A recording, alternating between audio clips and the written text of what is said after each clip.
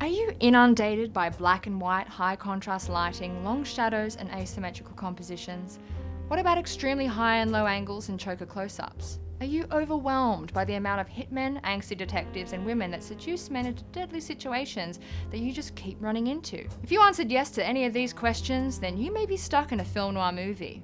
Other symptoms include, but are not limited to, obscured vision, usually by a heavy cloud of cigarette smoke or fog, a bleak view of humanity, obsession with the past, a focus on urban infrastructure, and a general feeling of melancholy and despair because mankind is corrupt. If you're still not convinced, have no fear. I'm here to show you how to tell if you're stuck in a film noir movie in 3 simple steps. Step 1. Read the room. According to the philosophy of film noir author Mark Kennard, noir themes and moods include despair, paranoia and nihilism, an atmosphere of claustrophobic entrapment, a nightmarish sense of loneliness and isolation, and a purposelessness fostered by feelings of estrangement from one's own past.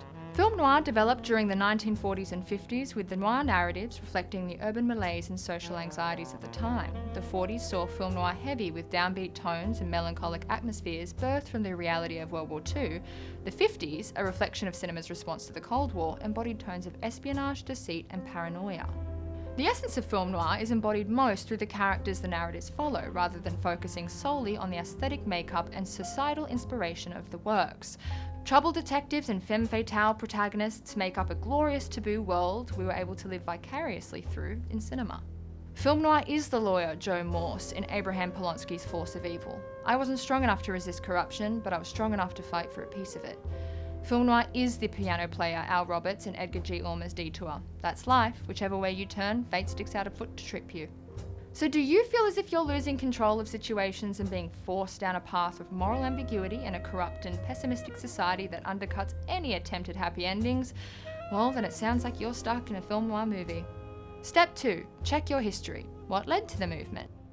Dave Kerr, writer of the New York Times' 2006 review of Billy Wilder's Double Indemnity, says, "The simplest way of describing film noir is as a collision between the visual conventions of German expressionism and the lurid plotting of the American pulp novel."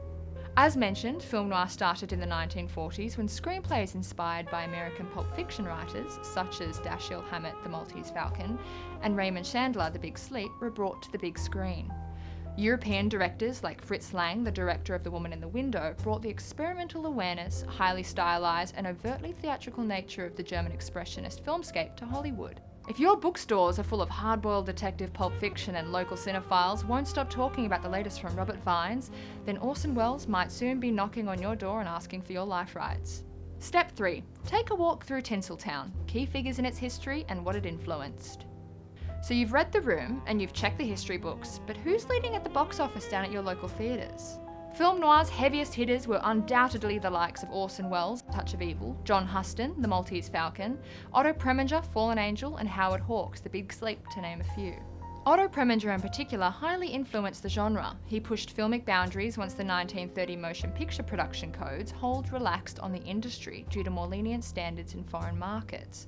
The relaxing of the code, which had ensured that scenes of moral ambiguity were shot suggestively rather than explicitly, meant that Preminger's films, Fallen Angel and Anatomy of a Murder, which deal with murder and rape, were able to deliver the impact that they intended.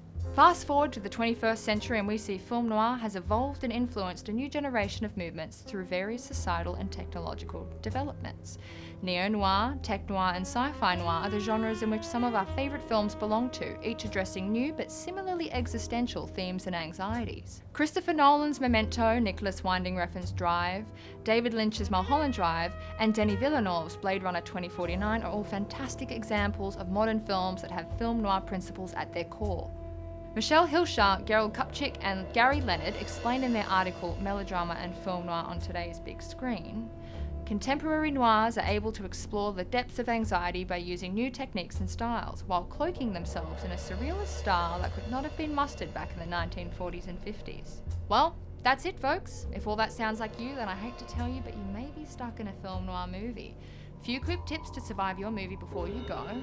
Don't try to solve any crimes, don't drink, don't smoke, don't talk to any women, I mean it, none. Don't accept any bribes, don't try to search for any answers to do with any questions from your past, and you should be able to make it out. If you don't, well, hey, it'll make great cinema.